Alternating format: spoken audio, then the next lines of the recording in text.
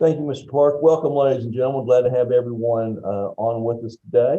We appreciate council being with us as this is the continuation of the January 2021 oral argument docket for the Tennessee Supreme Court. We'll have our second case in just a moment. Again, I'd like to welcome those of you who are watching our live stream on the YouTube feed. We have been holding oral arguments by video conference since the pandemic began, and in our continuing efforts to make sure that we keep the courts open, but yet we still take the steps that are appropriate for the health and safety of everyone involved. We've actually found this to be an efficient way to continue to manage our docket and hear our cases, while at the same time maintaining the social distancing that we need to do. We appreciate council being with us today. In just a moment, we'll begin our second case of this docket. When we do begin, if the appellant wishes to reserve any time for rebuttal, please do so at the beginning of your argument. Each side will have 30 minutes. When we ask questions, we will do our best to identify ourselves so that council will know which justice is asking the questions, and also those of you watching the live stream will know as well. All right, at this time, I think we're ready to proceed. Mr. Clark, will you call our next case, please? Regions Bank versus Nathan I. Prager.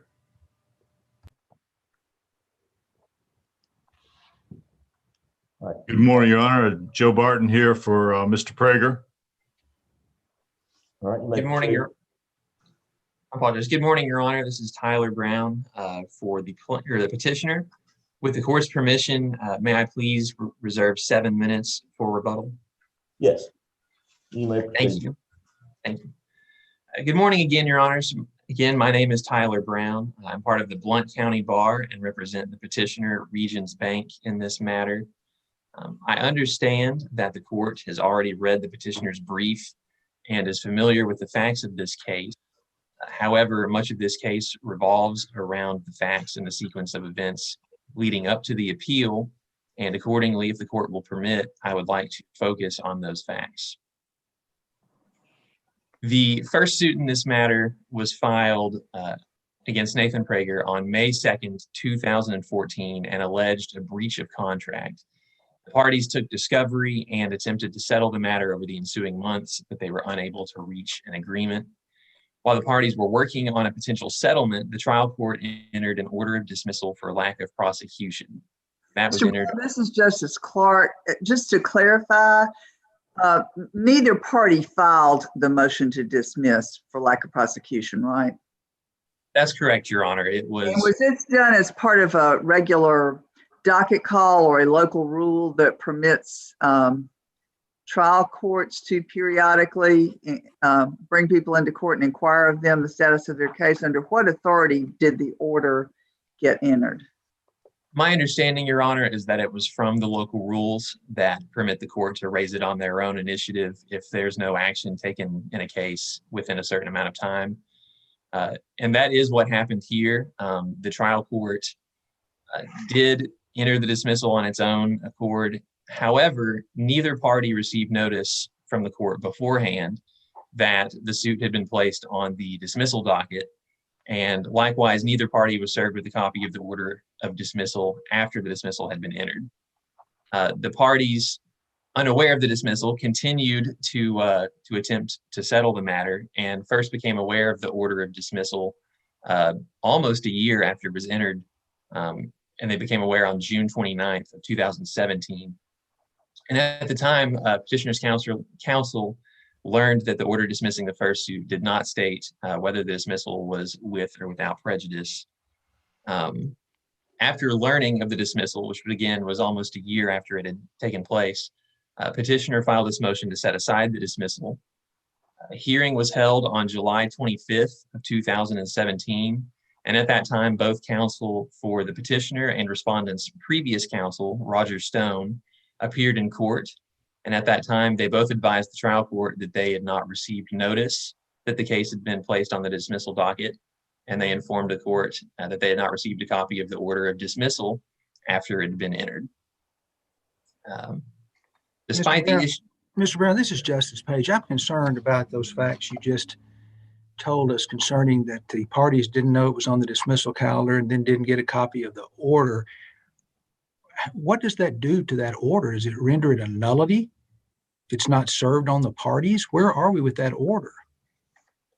Your Honor, we would argue that, and we did argue in our motion to set aside that because we didn't have any notice of it, that the order should not have any effect. I believe that notice is an essential factor in any order of dismissal or any final judgment. And the fact that neither party here had notice and notified the court that they had not received notice beforehand should have, in our opinion, rendered the dismissal null, essentially. But then there was an order filed denying the motion to reconsider how it was couched. And during the discussion about that order, is that when the trial court said, you're welcome to refile the suit? So to clarify, after the dismissal, we filed a motion to set aside, which was denied. And at that point, there wasn't anything in the order that said whether or not we could refile.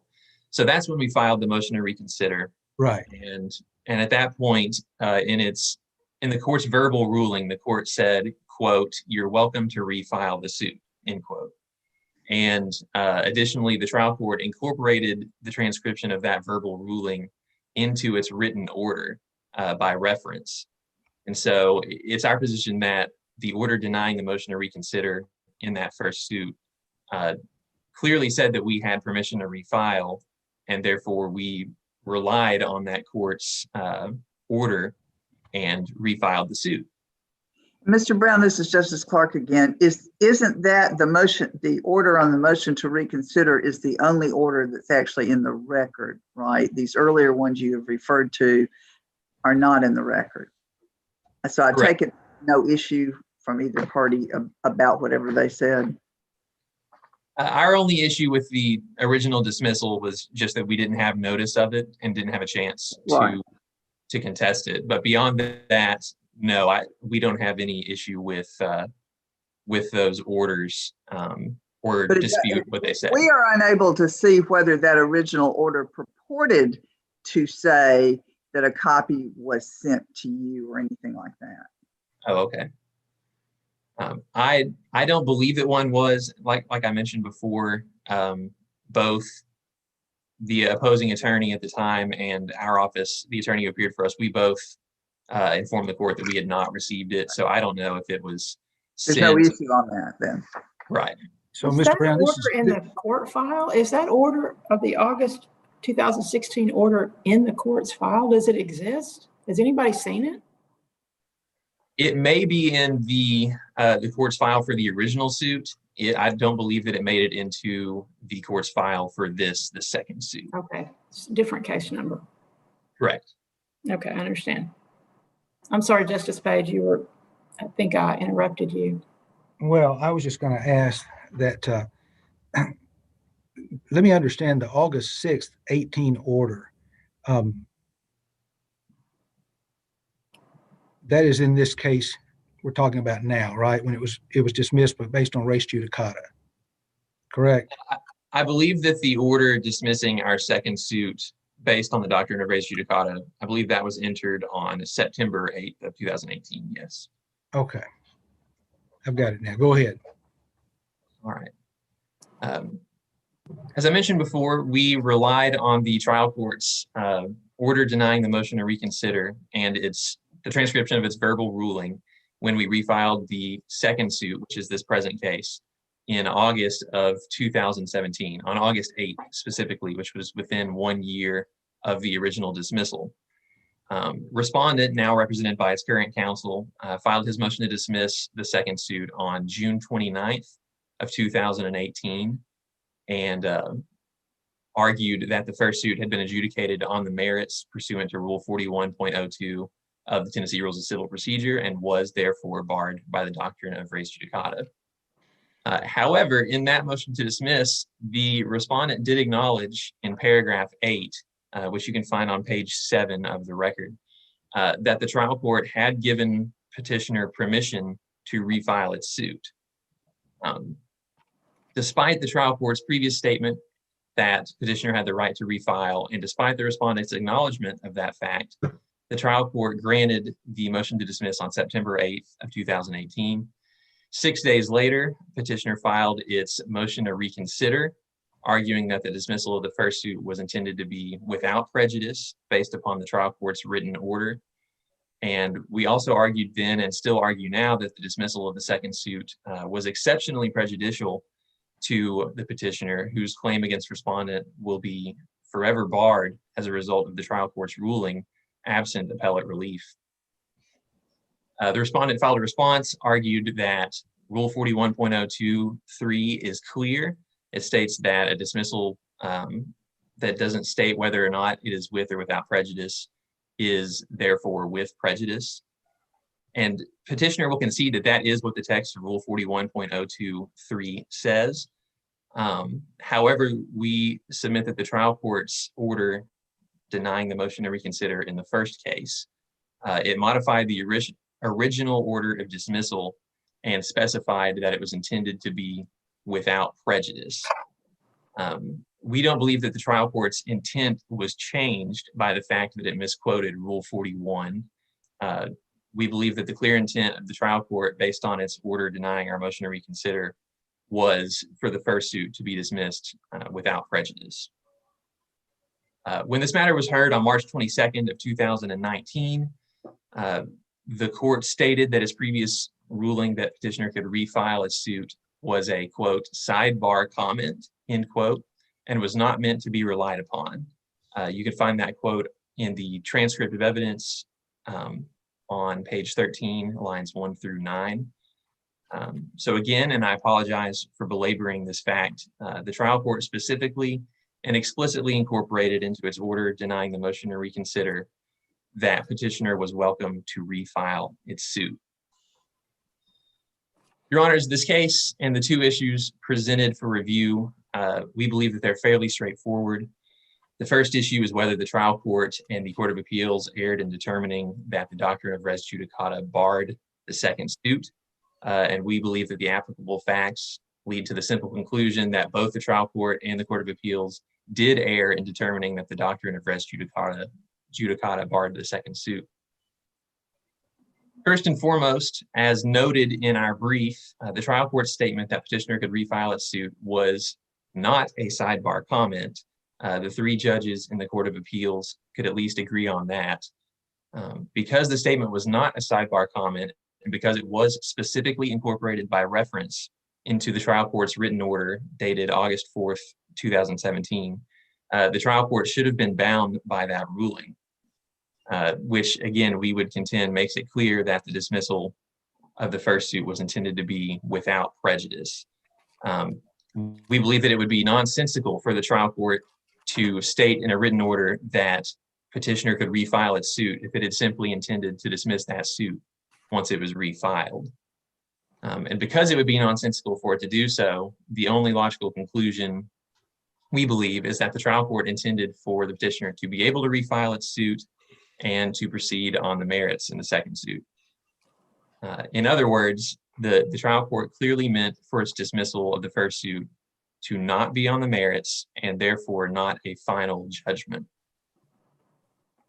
As Judge Stafford of the Court of Appeals noted on page 4 of his dissent, the order denying the motion to reconsider substantively altered the previous non-final dismissal of the first suit, and therefore it must be considered as part of the final judgment sought to have preclusive effect in the second suit.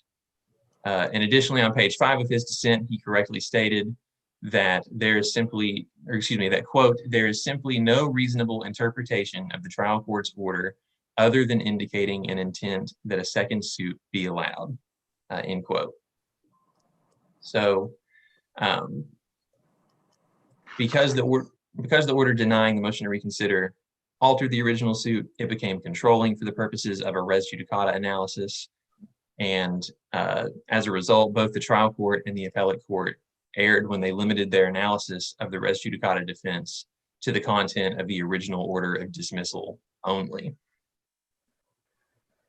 And as a result, we believe that they erred in holding that the 4 factors necessary to prove the defense of res judicata had been proven.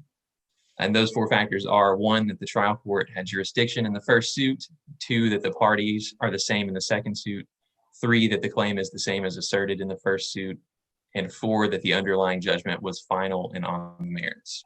And again, we argue that they have not met the fourth factor.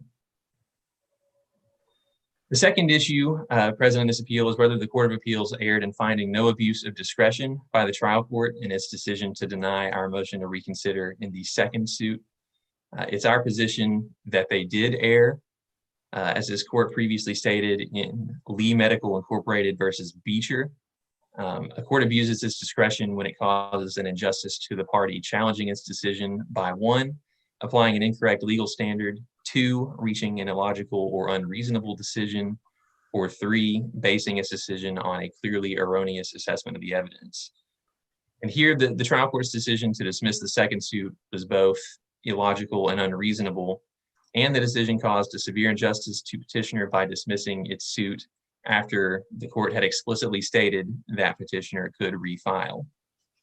What the trial court did essentially was retroactively decide that its order denying the motion to reconsider in the first case did not mean what it plainly said. The trial court looked at its own words, which again stated that Petitioner was, quote, welcome to refile the suit, end quote, and denied that those words were meant to be relied upon. The outcome would be different, and the trial court's decision might not be illogical and unreasonable had the transcription of the trial court's verbal ruling not been incorporated by reference. But the transcription was incorporated by reference.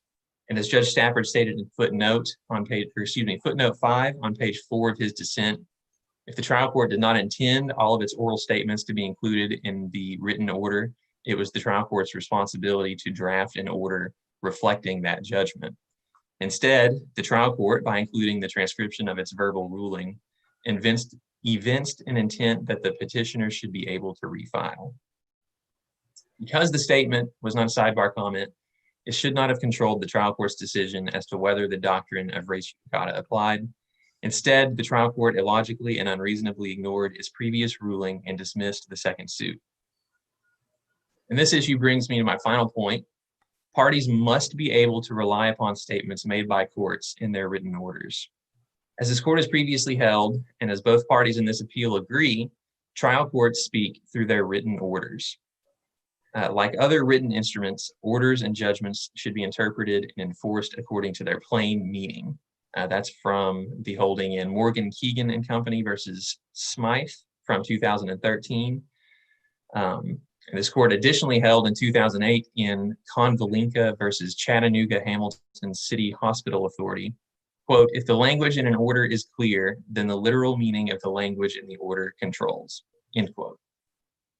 As Judge Stafford noted on pages 6 and 7 of his dissent, the substance of the trial court's order is not in doubt.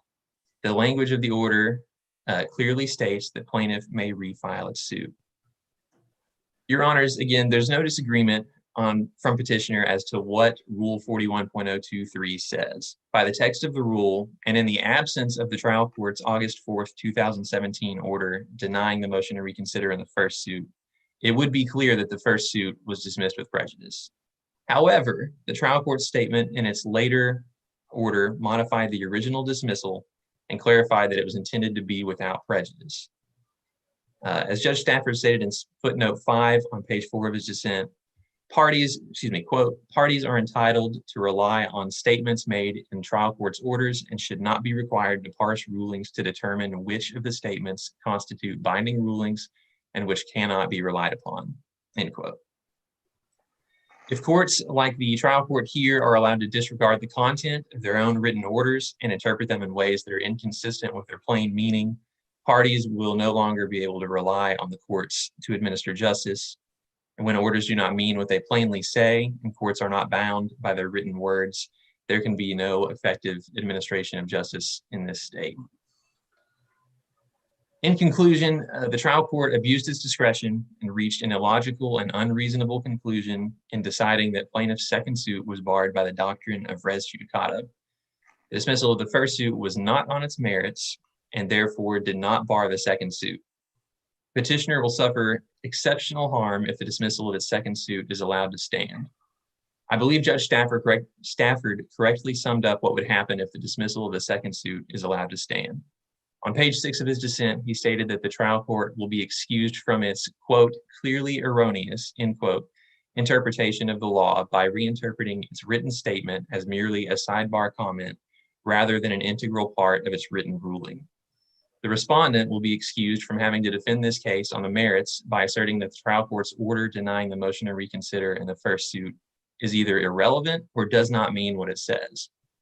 Petitioner is the only party that suffers any harm, and that harm is significant. Petitioner will be deprived of ever having its case decided on the merits, even after taking the action that was expressly approved by the trial court's final order in the first action. Justice demands appellate relief in this matter, and justice demands that the trial court be bound by its written order, which states that petitioner has the right to refile its suit.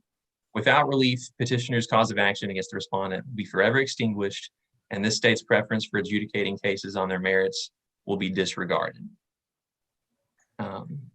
Your honors have any questions for me? I believe that's guys. Thank you, Mr. Brown. All right, thank you, your honors. I'll yield the remainder of my time. All right. Mr. Barton? Good morning, Your Honors. I'd like to reserve 5 minutes, but I don't think I'll use 25. I don't have as much to say. Well, Mr. Barton, you're not the appellant. You're not entitled to rebuttal.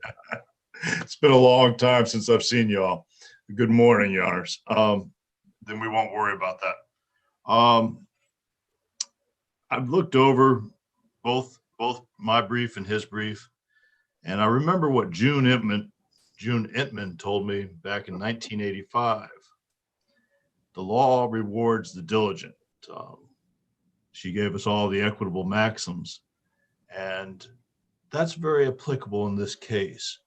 I'd like to go back to the facts of that Mr. Tyler referenced at the beginning of his argument. This case wasn't dismissed because Regents didn't make an argument or the other side didn't make an argument. It was dismissed for want of prosecution because neither side did anything. Of course, the burden was on the plaintiff in this case, and the plaintiff just didn't do anything for a year or so, and the court quite properly cleared this case from its docket. But Mr. Barton, what authority exists anywhere for a court to enter an order of dismissal in the first place without notice to the parties in advance, and then being sure they get a copy of the order so they can timely appeal it on the back end? If you agree that neither of those things happened, how did this order have any effect to start with? Judge, I wasn't there. I came on this case much later. However, Mr. Barton, Rule 58 clearly requires notice. and I'm certain that the record reflects that notice was sent. Whether the notice was received is another matter. Where is it in the record? Mr. Barton, this is Justice, but when you say record reflects notice is sent, I'm there's referring no to order? the circuit court record. I'm sure has a certificate of service on the order saying the orders were sent. We You didn't put it in this that. record. We don't know that. It's not included in the record before this court. So how can we take notice of that? I thought the order was in there. No, it's not. How Isn't vexing. this is Justice Kirby, Mr. Barton. If the law rewards the diligent, did you make sure, and you are relying on that order, did you make sure that it was included in the record? I did not do so, Your Honor. The burden is on you to establish the finality of the dismissal of the first lawsuit, right? I would say so. And It was my motion in the second lawsuit. Mhm. And coming how do we find that it was a final judgment on the merits if it is not, if you as the party with the burden before us did not make certain that it is in the record? Judge, I was quite certain it was in the record. It was referenced in the motion to dismiss in the second suit. Bear with me. You are charged in this appeal with pointing us to it. Is it pointed to us either in your brief, or can you do that now? I think I can do that. Point it to us in the record. I think I can do that now, although Okay. The record has grown voluminous over time. It's good to see you again. Good to see Bear you. with Well, Yeah. Mr. Barton, if we want to talk about rewarding the diligent, I'm not seeing much diligence on either side here. This case has drug on for almost 6 years. Well, as the court knows, I came in a few years ago and have been filing the motions and dealing with the appeal. I think we've been moving it along fairly swiftly through the trial court, Court of Appeals, and to the Supreme Court since the second suit was dismissed. But I can't speak to the time before that, the 2016 to 2018 time. This may be beside the point, but it looks like the suit was refiled August 2017 and your motion to dismiss was filed September 2018. I came on board a few weeks before that. I was not initially employed. Mr. Stone, I think, retired around that time after thrashing me thoroughly twice in 1 week. But then Mr. Prager came to me and asked me to file this motion. And since then, I think the court will find that we've been there pretty regularly. Do you contend that, or do you still contend that the judge's comment about that it could be refiled was a sidebar comment, or do you agree that with the Court of Appeals that it was not? No, he told the parties you can refile, but he was mistaken based on the prior order, if I may. But it's his order. When called upon to interpret it, he has the right to say what it meant. And he said what he meant, and it got into the order saying that he meant that it was not to be final. So doesn't that end that question as well? It does not. Forgive me for being so blunt, but the judge entered an order that did not say with or without prejudice. And I believe that order is attached to my motion to dismiss. So it should be in the record. We'll come back to that if we could. Mr. Barton, this is Justice Page. You say entered an order that did not address whether it should be final or not, but incorporated in that order was a transcript where his comment was, "You're welcome to refile the suit." Isn't that true? That is exactly true. However, that does not comport with Justice Holder's opinion in Henry v. Goins or Rule 41023. Talk about Henry v. Goins. How does it have any relation to this case? As Justice Holder said, the dismissal is with prejudice, unless the order provides otherwise. This order.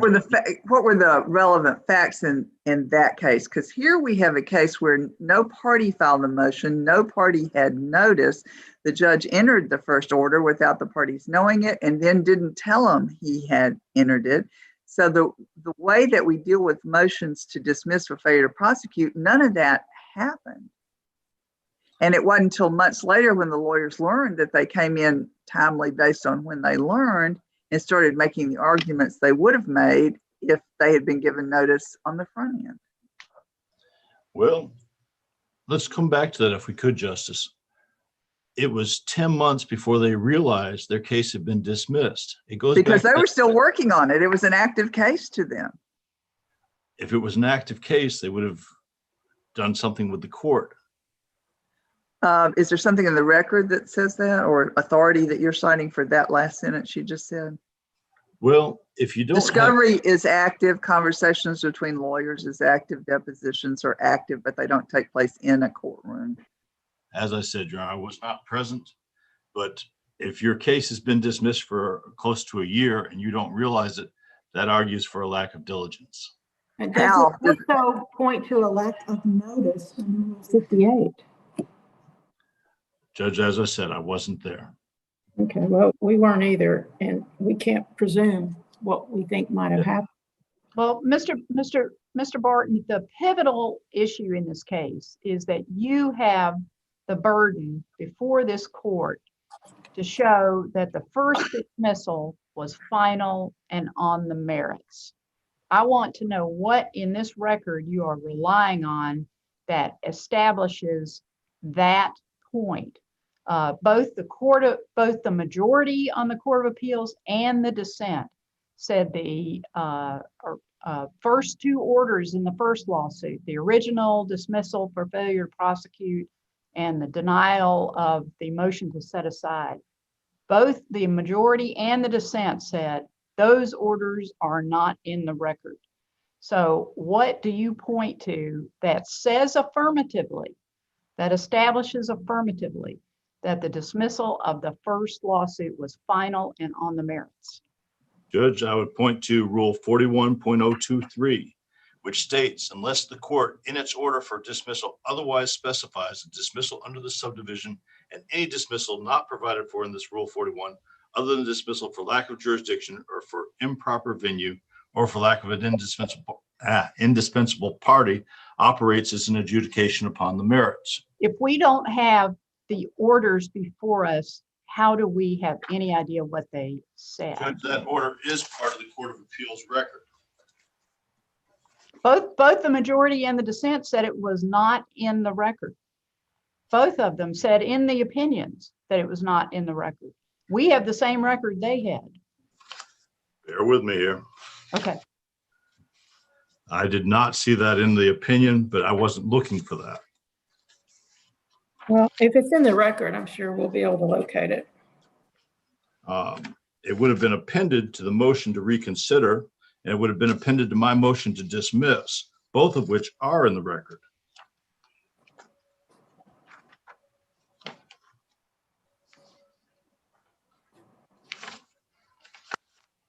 You know, when the second suit came up, we referred extensively to that order, and I attached it to my motion to dismiss. Well, both lawyers always have the opportunity and the obligation to look at the record. The appealing lawyer has to prepare the record. The other side then has the opportunity to add anything they think should be there that isn't there. So are you telling us you made that determination at the time the record was originally created and as it was being filed? Judge, I'm looking at the 2018 June motion, and it refers to this matter was executed. All right, file a motion to reconsider.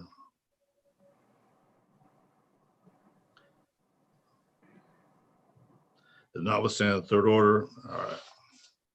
Plaintiff's response has the judge's ruling appended to it, and presumably the order as well.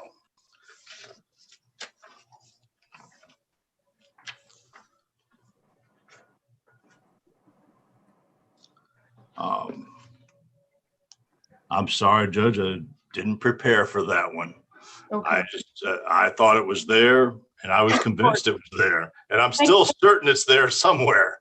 Thank you for your candor. And if you find it in the record later, you can point it out. It's pretty much got to be attached to one of these multitude of motions in the second lawsuit.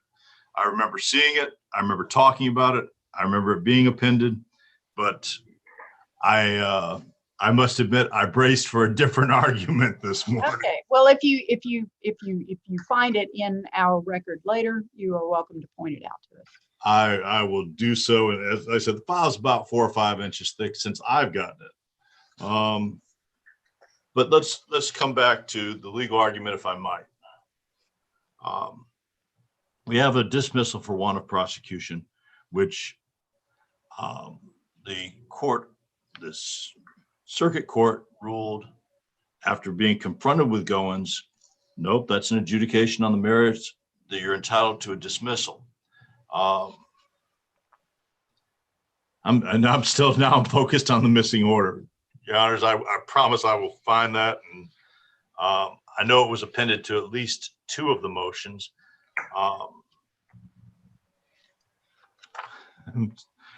Give me a moment to regroup here. All right.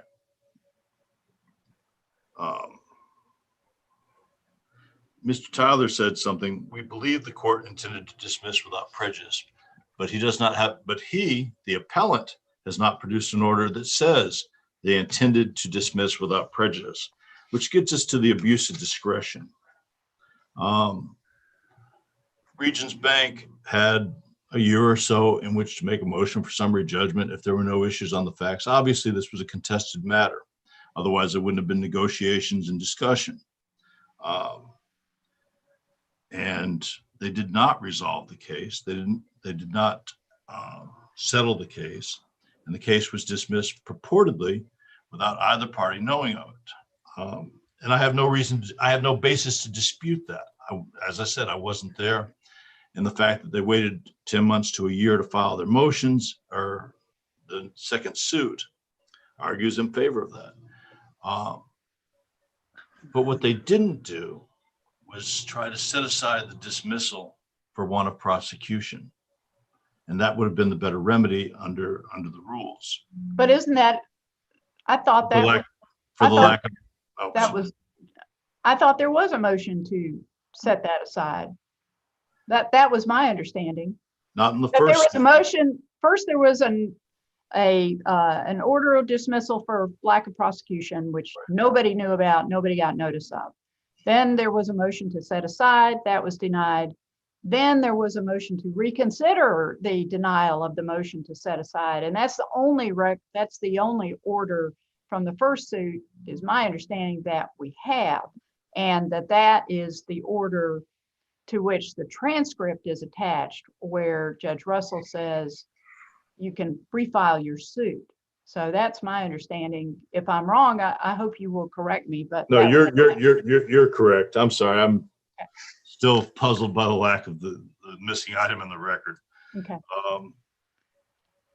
And the Regents talks about Lee Medical, and that there's an abuse of discretion which would meet the elements required in Lee. The correctness or incorrectness of the former adjudication is not before this court and should have been raised by the appellate in the appeal from that order of dismissal. Since the dismissal became final and is an adjudication on the merits, the instant case was properly dismissed, which brings us back to Goins and 4102. Under Goins and the standard enunciated by Justice Holder and Rule 4102, the decision of the court to dismiss is clearly within its discretion and adheres to the law. Then the appellate cites 60.02 covering mistakes, inadvertent, inexcusable neglect, and any other reason justifying relief from the operation of a judgment. It does not relieve the court from the operation of law. And 4102 and Goins makes this not an abuse of discretion case. As the court notes, the plaintiff files a series of motions to reconsider in each of these cases. Of course, there's no civil procedural rule for motions to reconsider, but I assume he's proceeding under 60. There isn't. And Respondent would draw the court's attention to the 9/11/2018 motion to reconsider and suggest that the court need not consider any of the issues regarding the motion to consider, and that no such motion is considered under the Tennessee Rules of Civil Procedure. Chancellor Allison draws to grave exception to them, and I think he's correct. Now we come to whether the oral comment, the sidebar comment. If that's your position, this is Justice Clark, tell us what you think our law does require on these facts, not the facts of the other cases you've recited, but in a case where a judge enters an order without giving prior notice or after the fact notice, and the parties don't discover it for a number of months, but they're still within 1 year, and you're saying none of that should be considered. What should happen? What is their mechanism for relief in your view? Judge, I don't have a good answer to that question. We have Do you believe they're not entitled to relief if that happens to them? I think in this case they are not. And why is that? I think there was a lack of diligence on the part of Regents. I think that had they been diligent, they would have discovered this before 10 months had elapsed or before a year had elapsed. And what do you base that on? I mean, that's a conclusory statement. What in the record are you basing that on? 32 years of practice. Okay. Yeah, sorry, but you And particularly, Ask. yeah, That's what you got. Okay. in its Regions Bank, this isn't a pro se litigant who does not understand the process. It's Regions Bank, who is well represented by extremely competent counsel. I think this one fell by the wayside, and sometimes they just fall by the wayside. Mr. Barton, this is Justice Page. Let me ask you a hypothetical question. Let's suppose you're in court and you're facing a motion to dismiss for a reason other than on the merits, and you hear the judge say, well, I'm going to dismiss this, counsel, but you're welcome to refile it. And then you refile it, and then the judge dismisses your case on res judicata. How would you feel about that? Well, Your Honor, being familiar with Goins and Justice Holder's ruling and 4102, Well, I let's would talk file an about appeal. Goins. It clearly talks about a case where it doesn't say with or without prejudice, doesn't mention it. But in this case, one could argue that the operative order is the order denying the motion to reconsider, but it says you can refile your suit, which was incorporated into the final order. The transcript of that hearing was incorporated into that order. So we do have an order saying it was without prejudice, at least arguably, correct? No, that specific language has to be in the order under 4102. If the transcript is appended to the order, Mr. Barton, I mean, it's well established that that becomes part of the order. That's just beyond dispute. So if you assume that the transcript appended to the order becomes part of the order, does that change your answer? It does not, Your Honor. The transcript says what it says. It says, oh, you guys can refile. But the order does not say that. And the court speaks through its order, not through its sidebar comments. But if it's incorporated in the order, doesn't that speak for the court? The order doesn't say that you can refile. The sidebar comment is incorporated into the order. I see it's a two-step. Doesn't it become no longer, it may have been a sidebar to start with, but once you put it in the order, it's the order of the court, right? Well, the court looked at the order and looked at Goins, looked at 4102 and said, no, my sidebar comment doesn't apply. This is Justice Clark. Let me give you a hypothetical. Suppose this case had arisen because the other party filed a motion to dismiss for failure to prosecute, and notice was given, and the parties came into court and argued, and at the end of the day, the judge said, I am dismissing for failure to prosecute. Successful counsel prepared the order, and the counsel prepared an order that is as you describe it, even though we haven't seen it. So it doesn't say, it just says dismiss for failure to prosecute. And immediately upon receipt, the losing lawyer says, well, files a motion to reconsider and says, well, Your Honor, I didn't think to discuss this, or nobody raised this, but surely you mean this to be only without prejudice. And they come back into court. Doesn't the judge have the full authority at that time to say, yes, I agree with you, and if you can get your act together and go forward, you can refile this lawsuit?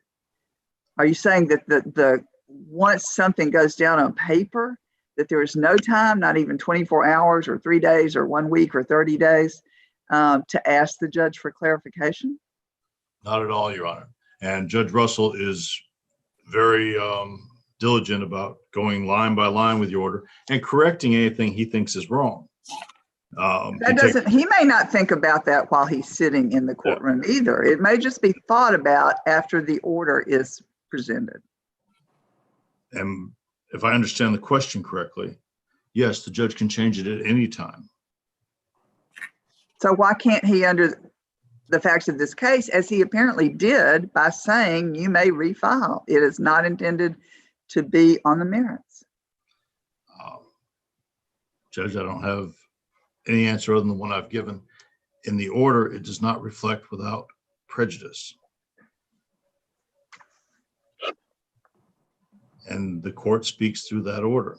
And I know Regents wishes to piggyback on the sidebar comments and that they were referenced in the order. but it doesn't make it with or without prejudice without it being in that actual order.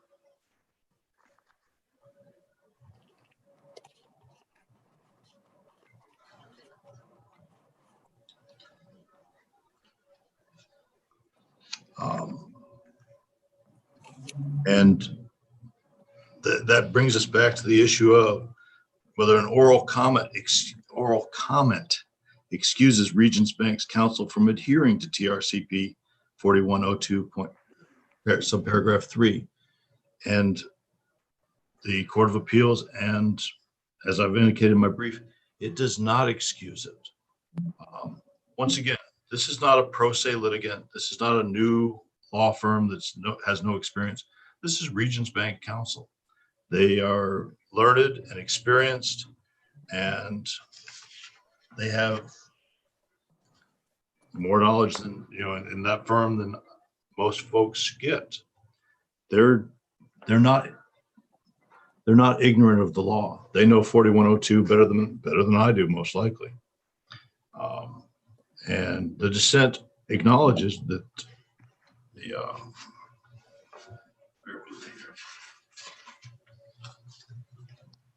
the motion to reconsider is, I quote, not a model of clarity.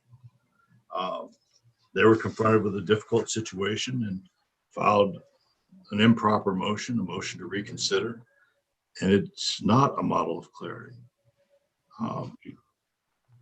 Regions Counsel had a duty to prosecute their case in such a way to avoid a dismissal for failure to prosecute. That dismissal does not excuse them from the operation of 4102 or excuse them from failing to appeal despite the trial judge's comments. The plain language of the rules makes this adjudication one on the merits, and the dissent's reasoning to arrive at its opinion is erroneous. Judge Stafford was incorrect in his dissent. 4102 is 4102. It doesn't change. I think that's all I've got. Thank you. All right, thank you, Mr. Martin. And I will proceed to review this record and see if I can find that original order. I know it's appended to one of the motions. And judges, I'm very sorry. I just assumed, and you know what happens when one assumes, but I assumed it was in the record because I've seen it so many times. And I've got to believe it's appended to at least one of those motions. Thank you. But it's been a real pleasure to appear before you. And good to see some familiar faces and some new ones. Thank you, Your Honors, for hearing me. All right, thank you, Mr. Barton. Mr. Brown in rebuttal. Thank you, Your Honors. First of all, I would just like to note that the dissent on page 5 states that the court's order on the motion to reconsider is not a model of clarity. The dissent is not saying that our motion itself is not a model of clarity. And I would also like to reiterate that the suit here was dismissed, or excuse me, opposing counsel argued that the first suit was dismissed because we didn't do anything on the suit, that it was just sitting, no one was paying any attention to it, and that's just not accurate. Again, the parties were in active settlement discussions at the time that the suit was dismissed, and had they received notice that the court had placed it on its dismissal docket, would have appeared and contested the dismissal, but that did not happen. And so we didn't file anything, again, because we were working on settling the case, and there was no reason for us to expect that the suit would be dismissed without receiving notice that that was going to happen.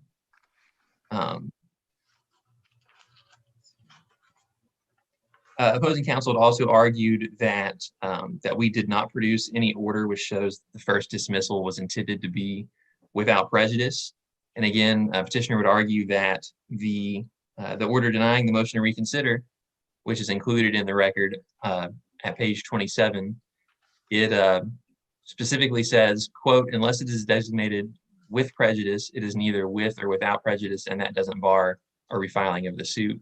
Again, we acknowledge that's an incorrect interpretation of what the rule says, but that, in addition to the court's verbal ruling, which says that we are, quote, welcome to refile, end quote, Those do show an intention that the first dismissal was intended to be without prejudice. There's simply no reason for the court to tell us that we can refile, and then once we do so, dismiss the second suit based on the dismissal in the first suit. And regarding that oral statement, as Judge Stafford noted on page 5, or excuse me, on page 4 of his dissent in footnote 5, if the trial court did not intend all of its oral statements to be included in its written order, it is the trial court's responsibility to draft an order reflecting that judgment. But in this situation, the trial court did reference and include the entire verbal order, which included the statement, quote, "You're welcome to refile the suit," end quote. And that is what we rely on. We argue that order in the verbal, in the transcription of the verbal order that accompanies it, that they substantively altered the previous non-final dismissal of the first suit, and that it therefore must be considered as part of the final judgment sought to have preclusive effect in the second suit. And because that order shows the court's intent that the first dismissal not be final and on the merits, all 4 elements of a res judicata defense cannot apply, specifically the 4th factor cannot apply. And as a result, the trial court erred when it dismissed our second suit on the basis of res judicata, and the Court of Appeals also erred when it did the same. Unless the court has any questions for me, I don't think I have any other argument to present. All right, thank you, Mr. Brown. I think that concludes our argument here today. Thanks to both counsel for being here. We appreciate those of you that have joined us on the live stream through YouTube today. At this time, this concludes our docket for January of 2021. We will be back in session for arguments during February of 2021. So, Mr. Clark, would you please adjourn the court? This honorable court is now adjourned. Thanks all.